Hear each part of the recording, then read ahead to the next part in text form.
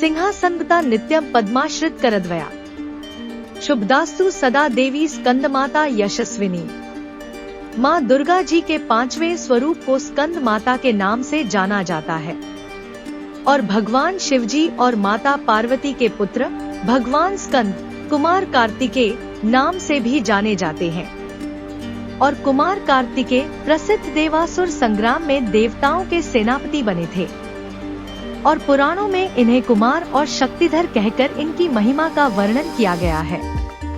इनका वाहन मयूर है और इन्हें मयूर वाहन के नाम से भी अभिहित किया गया है और इन्हीं भगवान स्कंद की माता होने के कारण माँ दुर्गा जी के इस 5वें स्वरूप को स्कंद माता के नाम से जाना जाता है।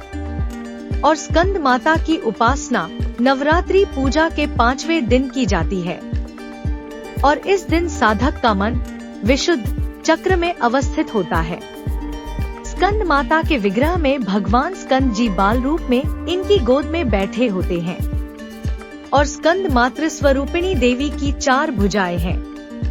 ये दाहिनी तरफ की ऊपर वाली भुजा से भगवान स्कंद को गोद में पकड़े हुए हैं और दाहिनी तरफ की नीचे वाली भुजा जो ऊपर की ओर उठी हुई है उसमें कमल पुष्प है और बाईं तरफ की ऊपर वाली भुजा वर मुद्रा में तथा नीचे वाली भुजा जो ऊपर की ओर उठी है और उसमें भी कमल पुष्प ली हुई है।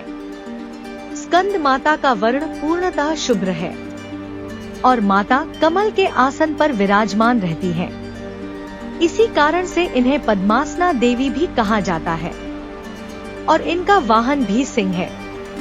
नवरात्र पूजन के 5वें दिन का शास्त्रों में पुष्कल महत्व बताया गया है और 5वें दिन के चक्र में अवस्थित मन वाले साधक की समस्त बाह्य क्रियाओं एवं चित्त वृत्तियों का लोप हो जाता है और साधक विशुद्ध चैतन्य स्वरूप की ओर अग्रसर हो रहा होता है और साधक का मन समस्त लौकिक सांसारिक मायावी बंधनों से विमुक्त होकर पद्मासना मां स्कंद माता के स्वरूप में पूर्णतः तल्लीन होता है।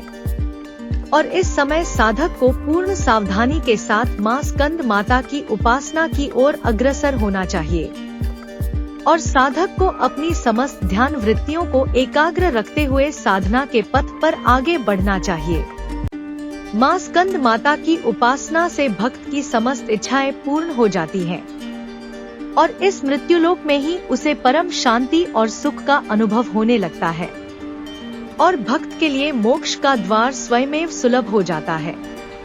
स्कंद माता की उपासना से बाल रूप भगवान स्कंद की उपासना भी स्वयमेव हो जाती है और यह विशेषता केवल इन्हीं को प्राप्त है।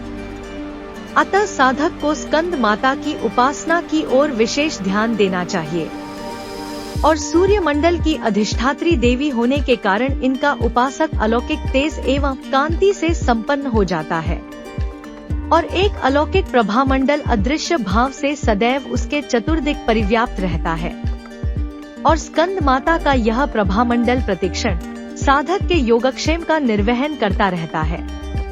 अतः हमें एकाग्र भाव से मन को पवित्र रखकर मां स्कंद माता की शरण में आने का प्रयत्न करना चाहिए और इस घोर भवसागर के दुहकों से मुक्ति पाकर मोक्ष का मार्ग सुलभ बनाने का इससे उत्तम उपाय दूसरा नहीं है।